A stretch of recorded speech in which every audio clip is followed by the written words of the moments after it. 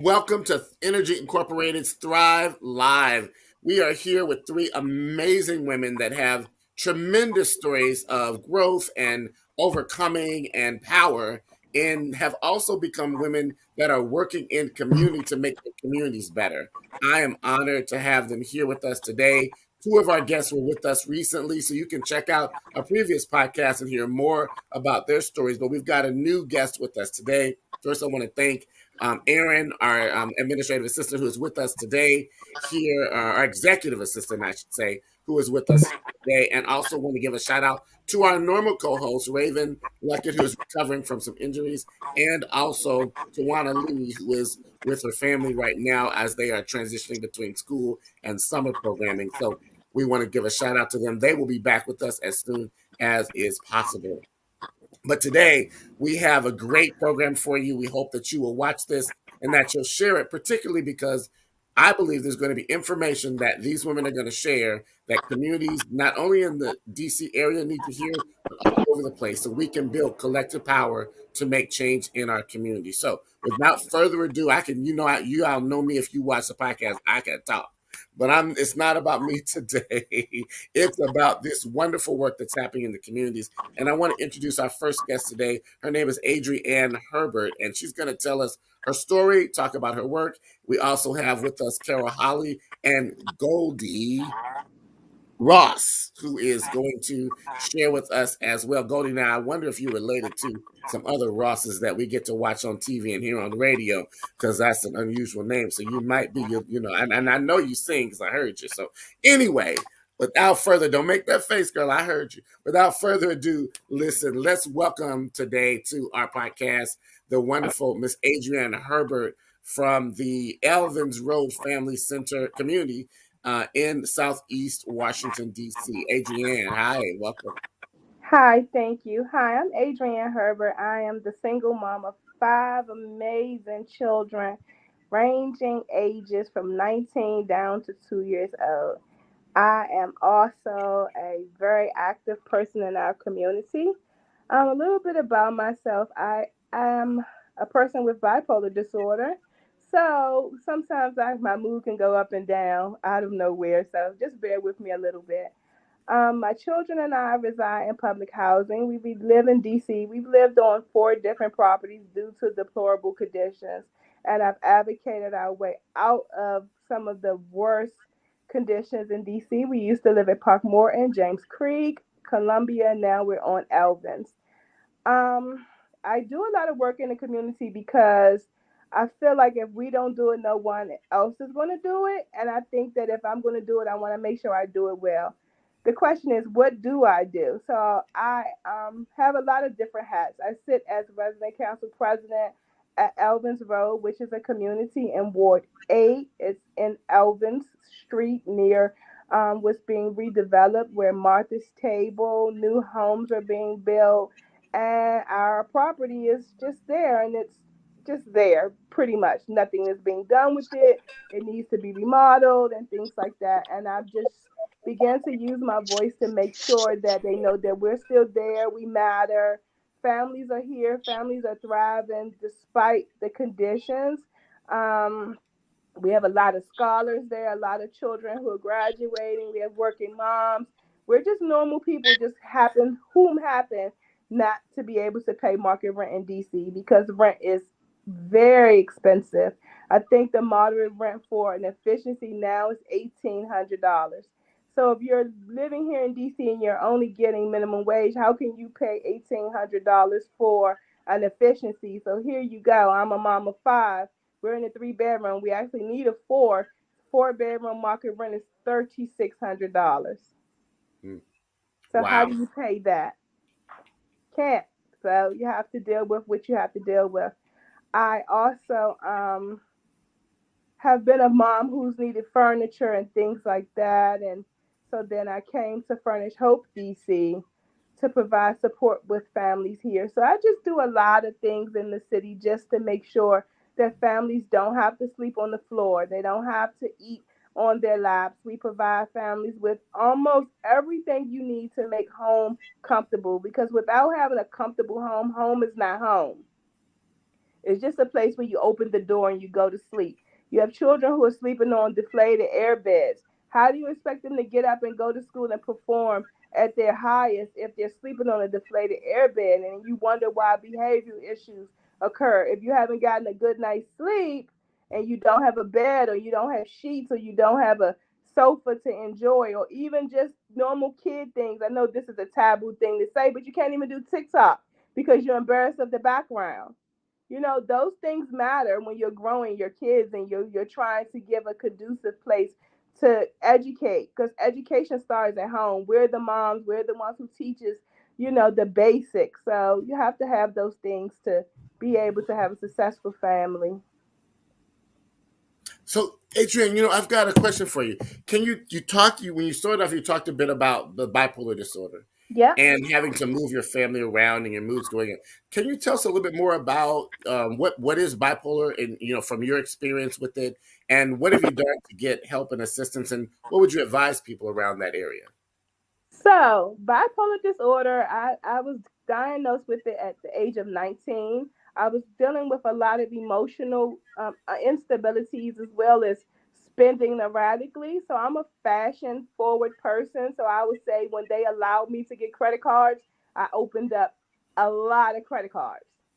And that was a cue to my mom that something was wrong, because as soon as I would get depressed or overly excited, I would go shopping. And I would shop, shop, shop, shop, shop with those credit cards and didn't care. I would go open up another credit card and then I would crash.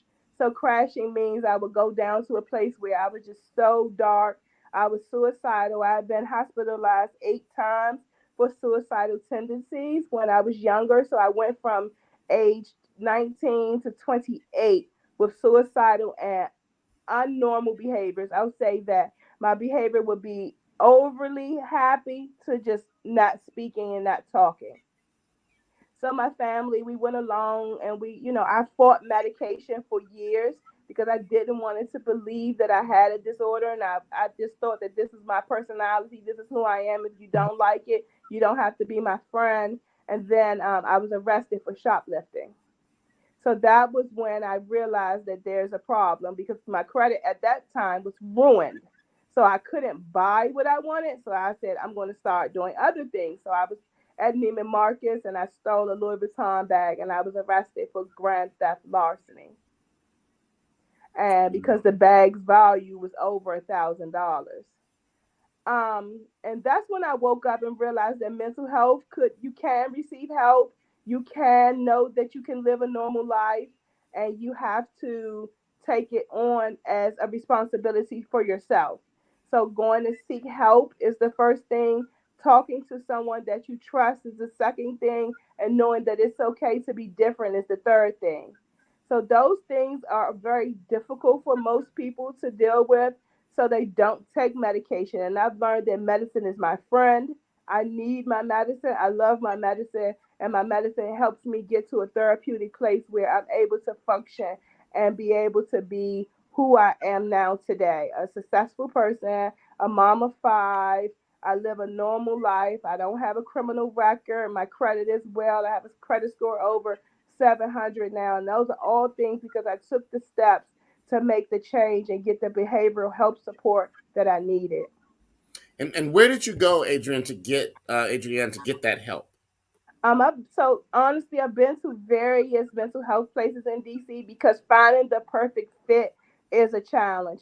Some places will promise to get you the support that you need, and they don't. So I use the Department of Behavior Health's main number, which is I don't remember. I think it's two It's on one the one. screen, but it's right Yeah. here on the screen. If you Yep. need to get help right now, you can. You can Yes. dial 1-888-7 we help Yes. or two zero Yeah. two 673 That's twenty the two perfect hundred. number right there. That's So who just helped remember me. 888-7 we help. That's who helped me. That's the Department of Behavioral Health. They get on the line. They'll talk to you. They'll link you with the care providers. They'll make the appointment for you. They'll send a ride for you if you need it. They definitely will get you there, and they'll walk you through the steps. They'll hold your hand. They'll give you a care manager. It's something that's needed. Mental health is a great travesty against America right now the not getting the support. That's what's leading to the problems because people want the support. It's just not getting the support that you need when you get there. And so your story is really powerful. Can you tell us a little bit about how your bipolar disorder may have affected your family and your children at this point, and what you're doing to maintain? It sounds like you're staying on your medication, and you're very much aware of the disorder and how to navigate.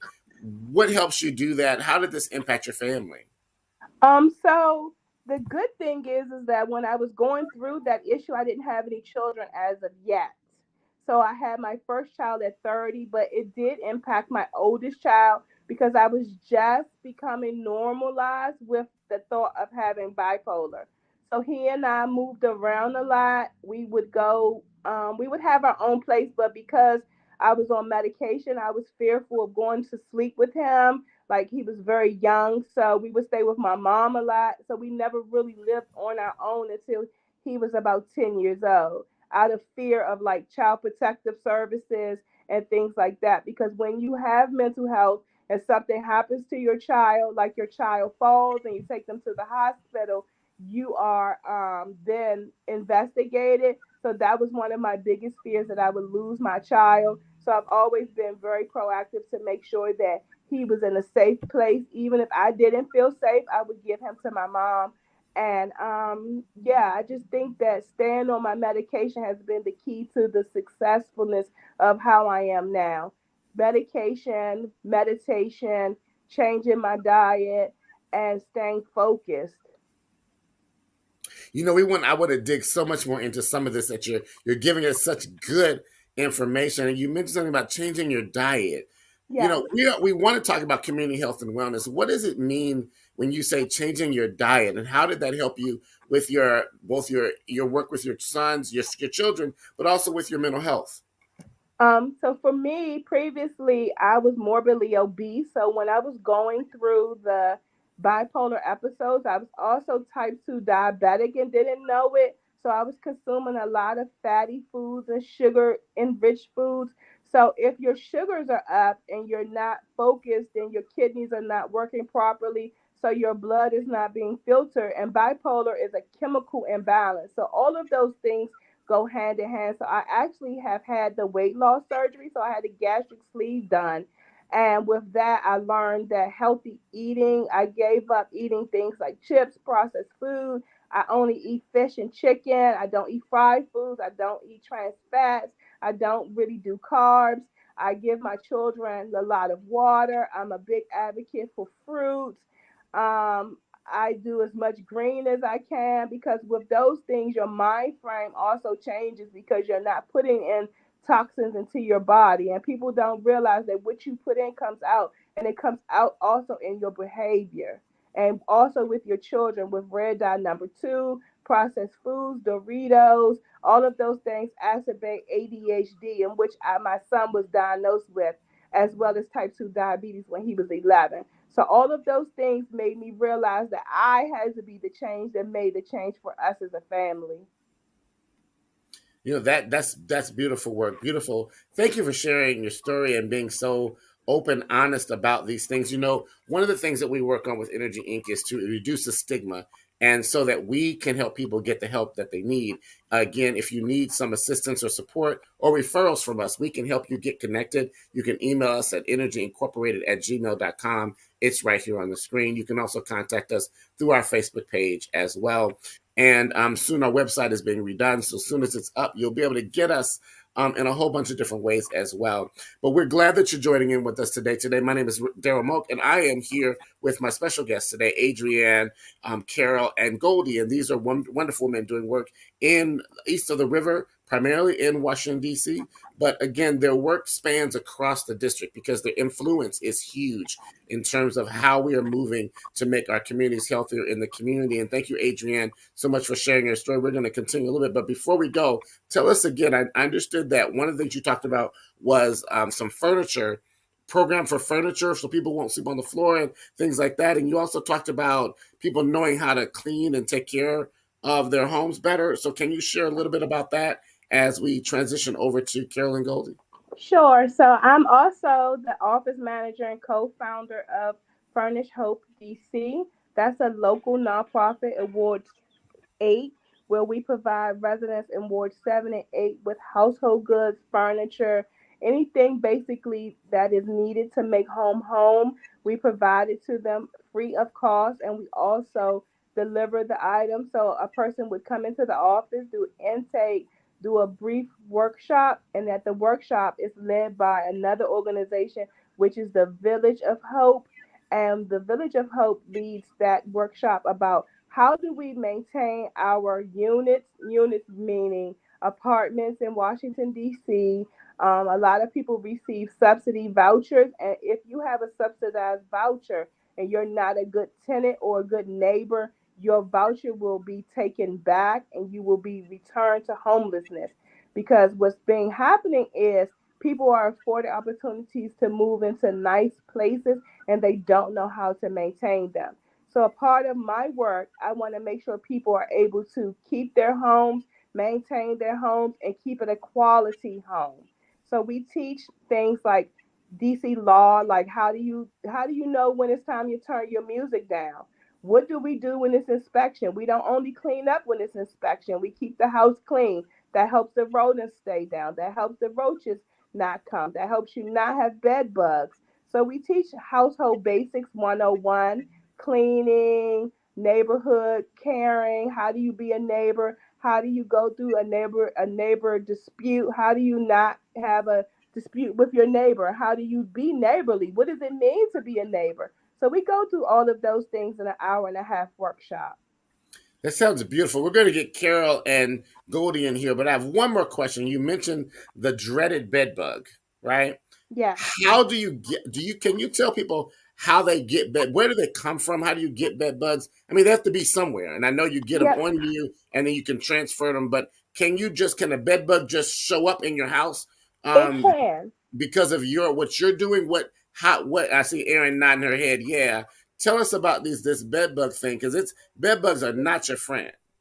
So bed bugs are a bug that travels via person to person or item to item. So it can be you can go to your friend's house and they could have bed bugs and you didn't know, and you could have your purse. You put your purse or your backpack down, and one bug can cause an infestation.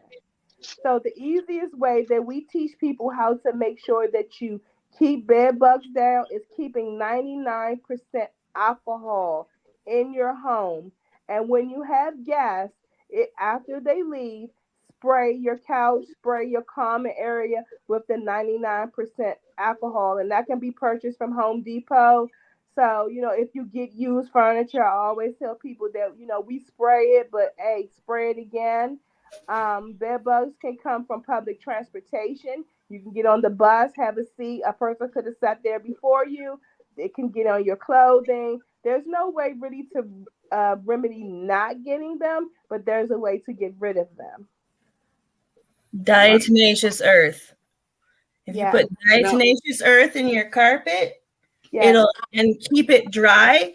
It cuts them open and dehydrates them. so it's called what, Erin? Diatomaceous earth. You can get it at any Lowe's or Home Depot or anything. It's used in gardening, and I mean it's in your toothpaste. It helps scrub the stuff off, but it's because they're so small, it cuts them open and dehydrates them from the inside out.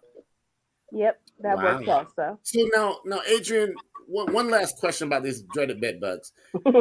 Can you just if let's say my house is fine, I didn't go anywhere, I haven't been anywhere, no one brought anything in. Could I develop a bed bug if my house is not clean? Well, if your neighbors, if you live in a connected house, you can also get them from neighbors because they can go through the ventilation system or under floorboards.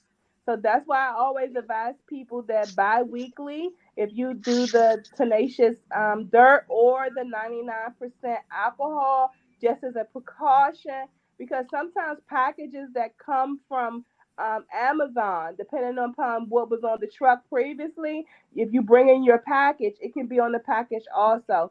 So there's various ways that they do come in, but if you pre-treat and you spray for them, you don't necessarily have to have an infestation. You may see one and you may not know what it is, but the infestation is where the problem lies.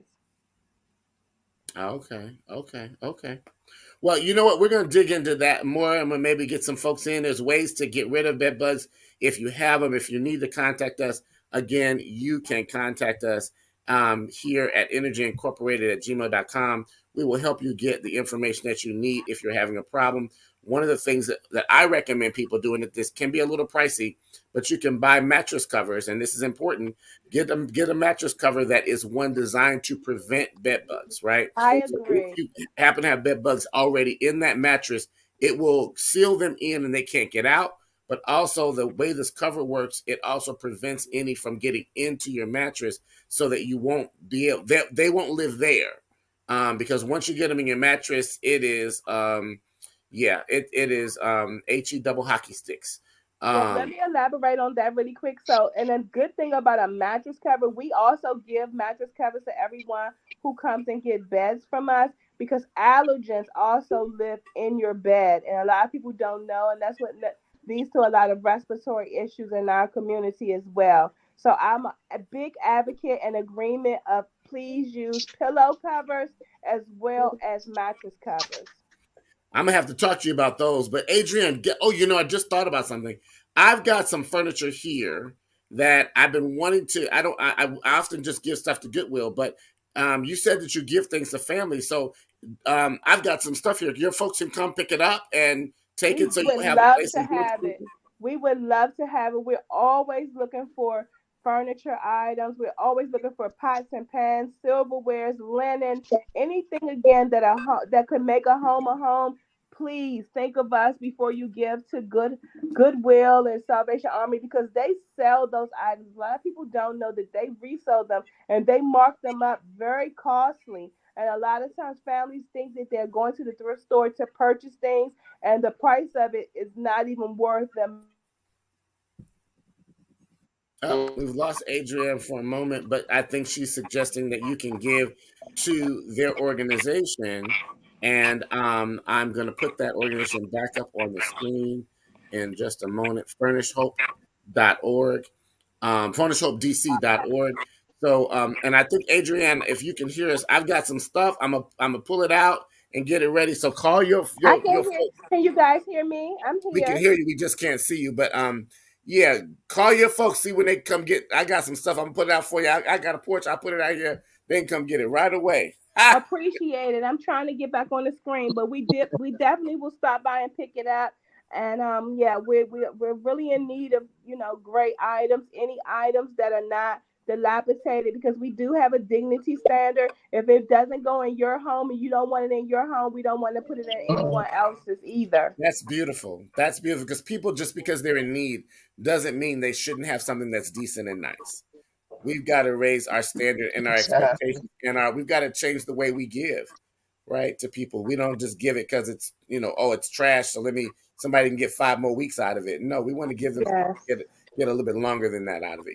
Like dirty pots and pans and burned pots. We're not giving people stuff just because Yes. we want it. That's not how we treat each other. We got to treat each other with love. So we've been talking to Adrienne from Furnish Hope DC and from the Elvins Road Family Community, and her partnership now with the Highland Residential Community Center and Highland Dwellings. And so let's talk to Carol. Carol's been with us before. Hopefully, Carol looked a little frozen, but maybe you're not. And then Goldie, you're over in the same area, in Highland Dwellings area, yes. So let's talk about what you all are doing and how you're making a difference in your communities as well. Carol and Goldie, go ahead. Goldie, go ahead. I think. Well, over here, Highland Dwellings up. Go ahead, Goldie. No, go ahead. We hear you now. Go Can ahead. you hear me? Yes, we got you. Okay. So here at Highland Dwellings, I'm just doing my best at reaching out to folks to come do what Goldie and Adriane and Earl plan to do, and that's kind of our community, helping out the bring the community, as one.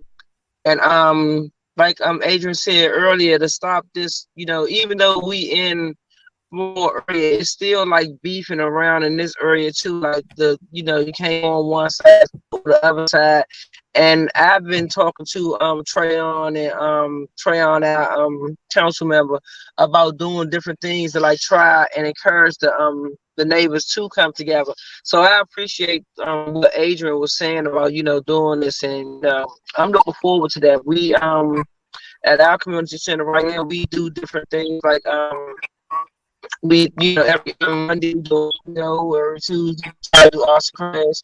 Every Wednesday we do a cooking with Goldie, and I think y'all would like to come out and do that because we cooking with Goldie. We're all sitting around together and we're producing a meal together with a good conversation. On Thursdays we have a hand dancing. On Fridays. I think we lost Carol, but she'll come back. Goldie, we're cooking with Goldie. So tell us about cooking with Goldie, Goldie. So Cooking with Goldie was inspired for the seniors. As you know, a lot of seniors live on like basically it's quick meals, quick tasteful meals. We're now going to spin off to healthier meals with them. So it's basically showing them, and I don't want you don't have to show no senior how to cook. Most of them already know how to throw down, but just giving them things that they can cook quickly at home for them, or whatever. It's a really good program. You get to have a conversation. We talk about everything, from the, they want to change in the community to health. So yeah, Goldie is a great program, and Highland and Carol is doing a really great job in there with the singing. They just a white party. The singers got it over there. They doing it up over there. Carol is doing an amazing job. I think we lost her. Yeah, we lost Carol again. Well, she'll be back. So that's great. So Goldie, can anybody? So let's say I don't live east of the river. I don't live in Ward 8. Or I'm in 7, or I'm in 6 or 5. Can I still come over to your Cooking with Goldie program? Absolutely, absolutely. Hopefully soon it will be in Wider Circle as well. So yes, Cooking with Goldie will be moving to other communities as well. But if you want to come over to the Highland community, you are more than welcome. It starts at 1 o'clock. It's every Wednesday from 1 to 3. That's great. So what kind of meals have you all made? We just had some Cajun pasta, fajita wraps. We did this tomato and cucumber with French and sour cream salad. Um, we every little thing. One pot spaghetti. It's just like I said, it's just really quick meals to show them how to make like the one pot spaghetti. You don't even have to use like water in your noodles or anything. Like the tomato sauce cooks the noodles, and it's a really quick and easy. You just throw everything in there. So are you also teaching people how to cook on a limited budget, how to eat healthy on a limited budget? I found that it's really hard. And I think, Adrienne, we were in before we started the show, we were talking about some of this, about the food deserts that we have in parts of our community where there's not only food desert, but good deserts. There's no place to get stuff. I live in Ward 7. And although there is a Lowe's not far. If I don't have a bus, if I don't have a car, getting over there is a long. It's not far from my house, but to get there on public transportation would take me a lot longer because I have to go away from it and come back to it and catch a bus to a train to another bus to come back, or buses. It can take forever, so that's kind of a deterrent. People don't want to spend 2 hours to go somewhere that's literally 15 minutes away, right? Yeah, Um, but food deserts, there's no food. I found also that it's hard to eat healthy on a limited budget because food is the healthier foods are more expensive, and that's so a myth. cheap That's a foods myth. are That easy. that's a myth. That's not true. It's not true. Okay. It's actually way cheaper to, and so we're navigating over to more eating more vegetables and like taking the red meats and everything out. It's actually cheaper to eat healthier. Like, Okay. and then another thing too, I want to say this: if you go to the grocery store, you only really supposed to eat the things that's on the outer perimeter. You're not supposed to go in the inner aisles, and those things are cheap. Well, eggs did become a little bit high, but they went down a little bit. They went down, but vegetables are not expensive. Um, Maybe meats are, but vegetables and dairy products are not that expensive. So when you say the inner aisles, Goldie, what are you meaning about the inner aisles? What's So on the if inner you go aisle? into the inner aisles, you're dealing with like cookies, cereals, like those everything that's not good for you is in the inside aisle. Everything that's good for you is around the outer perimeter. Okay. So in the outer perimeter, you have your produce aisle, you have your dairy aisle, you have your meat aisle. And you may have like the dairy. Yeah, that's it. The dairy. Maybe a little frozen stuff somewhere in there. Yeah, but you don't want to really go down that aisle, really. But Really? you can if you want to. Uh-huh. It's up to you. But everything is on the outer perimeter: the seafood, the meats, the dairy, and the produces. Okay. Okay. So if you work around the perimeter inside the store, you are getting healthier stuff. You have getting healthier options, and those are that you really want to put into your body. Except you ought to stay away from the cakes and cookies and pies and things. It'd be hard though. Um, So Goldie, I think what I was referring to when I was talking about easier to eat cheaper and unhealthy foods is for families that are sort of maybe they don't cook as much or aren't aware, and so they're getting the fast food specials, the dollar menus and the $2 menus, and the the pizza specials and things like that, where you can get a medium sized pizza for $5.99 or something like that. And and some of that is at some for people that are rushing, that a mother that's a single mom that may be working a couple of jobs or at least one long job, and she's got these kids to deal with. How would you tell her that if she'd been believing that I'll just run on Friday past the pizza place and the kids will be happy, right? Or we'll run past the fast food shop, it'll be a treat. They can get that, and they can even get a dessert for $1 or two. What would you say to her to get her to see that she can actually make some quick meals that are cheaper than eating out or those fast food things or the processed food that might be in the freezer aisle that it's all in one bag, you take it out and put it in a pot? What would you yeah, say? the one pot meals. So basically, if you go in the store and getting a pizza for $5, a quick meal from, let's see, Little Caesars, right? It's only 8 slices of pizza in there. And how many children do you have? I don't know. Mostly got two, three, right? Or four. So everybody will get what, 1 to 2 slices. When you can go to the grocery store and probably spend, let's say, every bit of like $15 and get some tortillas, some pizza sauce, and some cheese. And the tortillas they got like what, 20 in there. So Or 10, depending on which one you get. yeah, Yeah. depending on which one you get, and then Mhm. you can get the store brand, which is like $1, $2 or something. Mhm. So it's more cheaper to actually go and you get a more value because you can do so many different things with those tortillas and pizza wrap. I mean, and the pizza stuff. You can make sandwiches with those wraps. You can make your own personal pizza with those wraps. You can do a lot of different things. Now, So are you advocating that people make sauce themselves? And how would you do that? Since you said don't go to the inner aisles and pizza sauce is on the inner aisle. oh, you can make sauce yourself with tomatoes and things like that. Crush up the tomatoes. I don't really have the recipe in front of me, but I know you need a little bit of sugar. I know you need tomatoes and whatever else you want in there. Just match them up and make it that way. So here's what I would do. I love cooking. So I would get some fresh tomatoes. Mm-hmm. You can get any types of tomatoes that you want. The ones that come in different, they're small and they come in little things, but I would put them on the stove in a little bit of water so that I can cook them.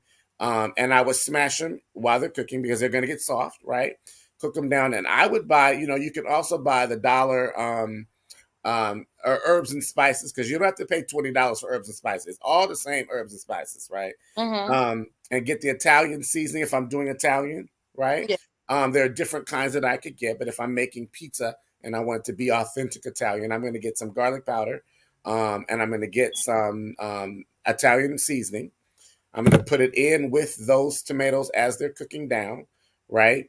Takes maybe we're talking 5 to 6, 7 minutes at the most of cooking them down at a medium temperature, right? Let them cook down, smash them down. If you want to, you can also pre-cut them and slice them and dice them really good so that it cooks down a little bit better. I leave the skin on because the skin is actually good for you. You could peel them and take the skin off, but that's a bit much. And then I wouldn't add sugar because I don't want to add sugar to my diet. But you can if you want for taste. A little, maybe a dash of salt and some pepper if I really want to, but otherwise I'm not going to do that either. Whatever spices I may have in my house that I might want to put in, I'll put the spices in, I'll cook it down, and I'm going to let it get a little thick. I may need to get a little bit of flour and water so I can thicken it a little bit, or cornstarch and water so I can get it to be a little thicker if I want to do that. And that way, once it cooks down, I don't use a lot of water because in the tomatoes, it's already got its own juice, right? I just need a little bit in the pot when it gets started to keep things from burning in the pot. That's really the reason for that, right? And then you smash them down, mix them up, strain them if you want to, however you want to do it. Make the sauce. I got some cheese from Goldie's Outer Aisle. I picked up some either a block of cheese, shredded cheese, or sliced cheese, whatever makes my life easier. I've picked that up sometimes on sale, and I'll put that on my pizza. Put the sauce on, put that on my pizza, and whatever. I bought some chicken breasts, and I will cook those, put some Italian seasoning on them, bake them in the oven real quick, and make sure put them in the air fryer if you have one, and slice it up, put it on the pizza, and I'm good to go. Right? You need to come and cook with Goldie. Yes. That'll be good. And guys, I also know that it also depends on what store you go to. Because like you just hinted with something, the Dollar Tree is a fantastic place to get table supplements like your spices. They have an array of amazing spices. Pink salt, Himalayan salt, black peppercorns, all kinds of things like that. So I think that if you try different grocery stores, that you can really make your money stretch for you, because I'm a Aldi's and Walmart fan. I get all my cheeses from Aldi's and Walmart, and Aldi's has those shredded cheeses and block cheeses for $2.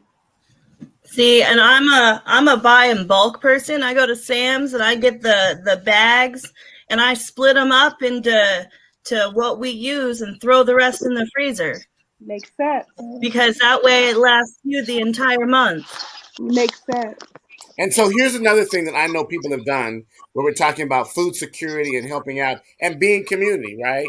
There are community gardens in the area where you can get things. There are community farmers markets where things can be less expensive. But here's what I found. I found food from farmers markets and organic foods, particularly from farmers markets, last longer than the things we buy in the store, because things we buy in the store are coming from somewhere else. They've been picked longer and they've been traveling. And so they're not, even though they're fresh, they're not as fresh as coming from local community and community gardens and community markets. But I also found that you can pool with people you know. So Carol and Goldie and we can get together one day and say, look, I'm going grocery shopping. I got my $40. You got your $20. You got your $20. That's $80. Let's go to Costco. Let's get packages of the things that we need, right? And then we go back and we split it up. Even if we buy toilet tissue together from Costco, and there's 12 of them, there's three of us, so we each get 4.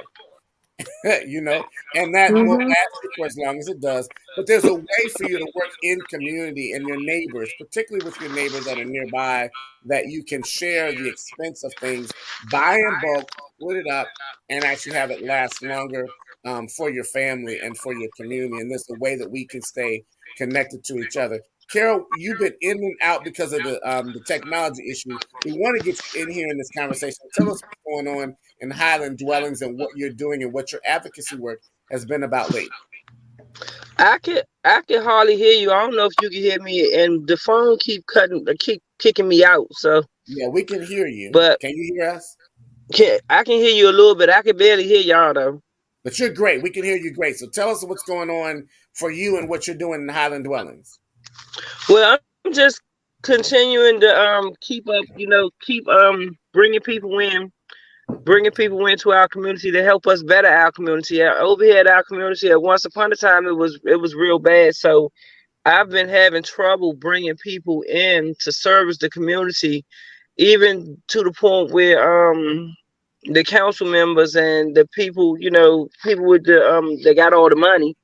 It's like they put us behind because of a stigma that this community had once before. So I'm trying to rebuild us, how they say revamp us, and trying to bring people in, trying to get the community to come closer and do things, and teach them how to do better things with themselves, help them, get them connections with finding people who can help them find jobs, help them do resumes, help them learn how to cook by doing cooking classes, send them to people like you and Adrian, and for referrals for any assistance that they need and other programs and stuff. So I'm just trying to bring different programs in so that the community can know, so our communities can know that they're not left behind, and that there are people out here that can help them whatever needs or concerns that they have and stuff, and and just trying to make us come as one, learn to to love on one another, each neighbor help one another,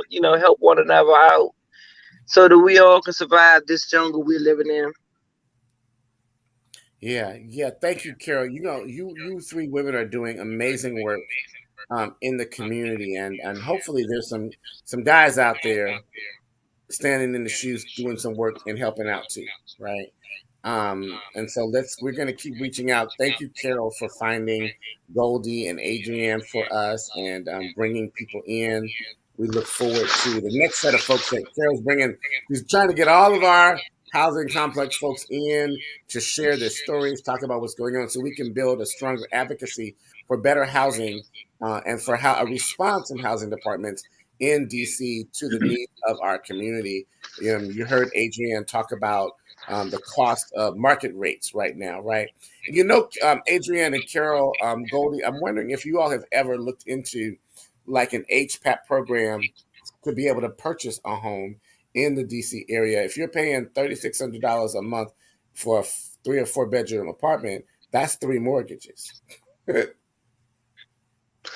Well, the thought has crossed my mind, but I got to get myself in Adrian's status. I got to do what she did, and that's something I'm working on. Is working on my credit, because even though it's a program, that's one of the main things that you got to have intact, and that's your credit. You get the credit line. It It got to may be be a good. little easier than you think. Your credit score, a lower score may not hurt you as much with the HPAP program. So I put the HPAP information on the screen here, dhcd.dc.gov. Encourage people to look into it and get into home ownership. There are tremendous tax benefits from being in home ownership versus it being a renter. But also, it may be easier than people think, and they have programs, so they'll get you in connected to an organization that will Hmm. help you do what you need to do to strategize to get your credit score up if you need to, or to do other things that may make you eligible for the program. So don't wait till you get it together. Contact the agencies. If for folks that are here, I know, Carol, you've looked into it and you know what you're working on and what you're doing. But for others of you that haven't looked into it and you're worried that I got to do all this stuff before I can do it, don't do that. Call them, contact them, get access to them, let them tell you, and let them help you do what you That's need to true. do. There are That's agencies true. out there that are funded. There are agencies funded to help you do what you need to do to get to a position where you can do that and take advantage of the money that is out there that DC has. And in many of your jurisdictions, if you're watching this from another location, there are many of your jurisdictions around the country have access to these kinds of programs that will help people. We just don't always know about them. And so we've got to dig into them, get to know them, and they are there to provide you and help you access those dollars that are out there for your family and for your community. DC got a lot of money for a lot of programs that we really do got to start reaching out to.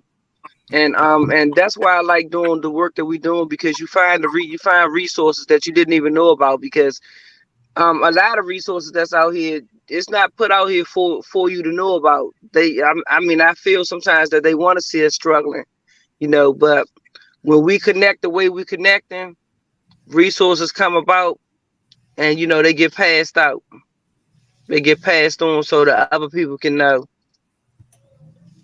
Absolutely. Well, So also go ahead, in Ed. looking for housing and wanting to, be a first-time home buyer, you can always go to any HUD certified housing counselor, and they will help you with that and tell you what you need. Mm-hmm. So so this is another thing that ends up being a problem. So a lot of people like myself who do have mental health challenges, they receive government subsidies.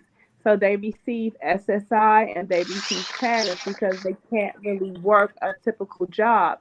So then that becomes an obstacle because you have income, but it's not an income that is often Enough. looked at as viable or enough.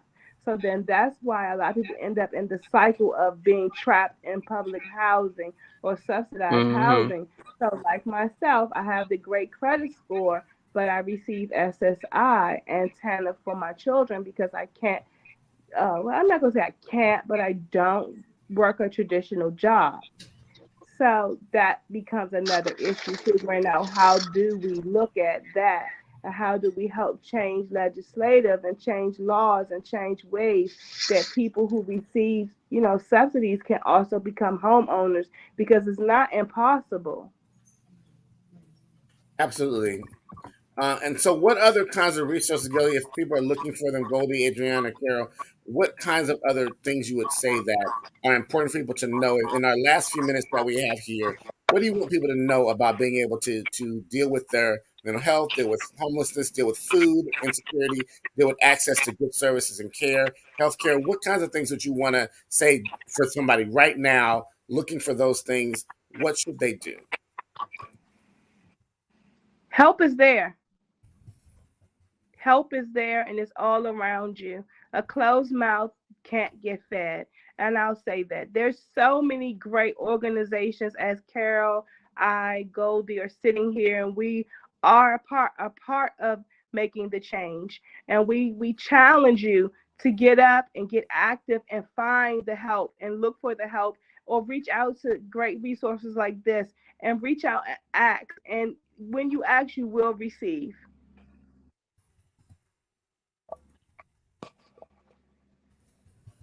Goldie, Carol? I think Adrian summed it up. It's so many different agencies out here who have food pantries and everything. Now, housing is one of the biggest issues that we have in the city. I don't know what we can do about that. I really don't know what we can do about the housing situation. I don't even think the government officials know what to do about that situation. But other than that, like far as food and clothing and furniture and things like that, we have so will help you with those things. So like Adrian said, the help is here.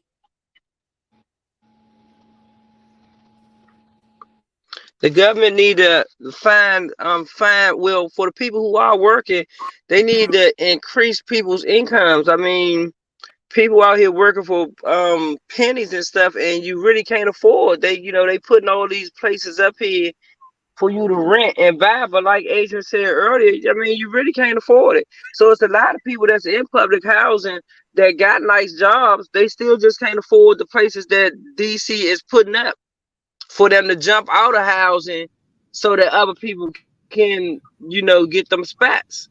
It's like, you scared to leave. And I can say myself, I mean, with my health, me having bad knees, bad back, bad everything, I'd be so concerned about, like if I jump out there, am I gonna be able to, to hold on to it?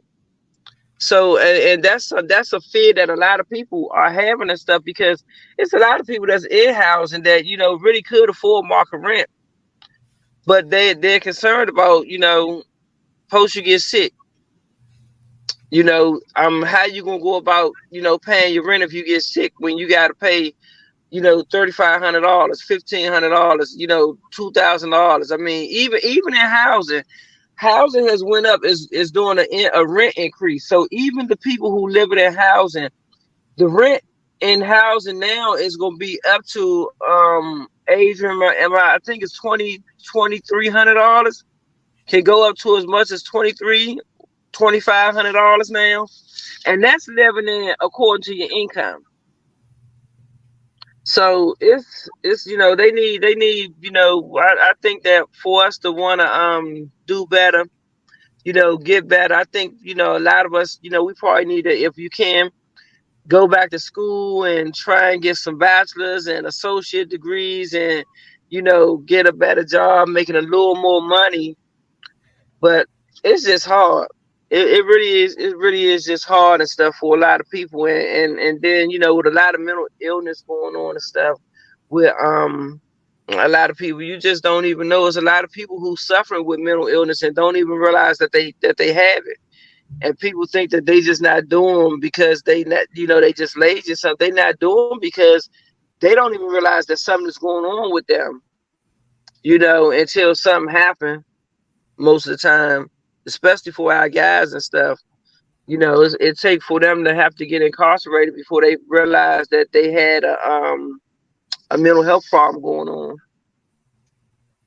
So we've got a lot of work. Back off of Ern said, Ms. Ern, you said you can go to your housing specialist to help you. That is true. You are supposed to be able to go to your housing specialist and say, hey, I want to get put into the program, homeowners program. You can't even get in touch with a housing specialist right now.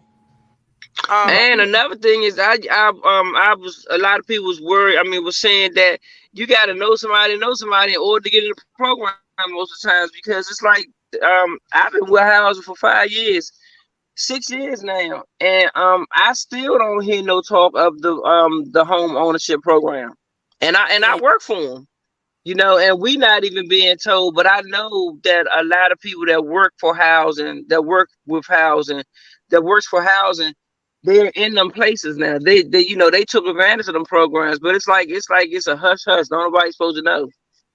Yeah, and so I think what happens in that program is housing do for a certain amount of time help you pay or something like that, and it's either like your money go into escrow, something. If you want to stay in that home, then it goes all to their home. I don't know. It's a little bit confusing, but you hear a little, like she said, you hear chatters about the program, but you don't really get no assistance in that homeowners program. See, that's not right. We need to do something about that, because here in Texas, that's not how it works. Yeah, it's free classes every Saturday.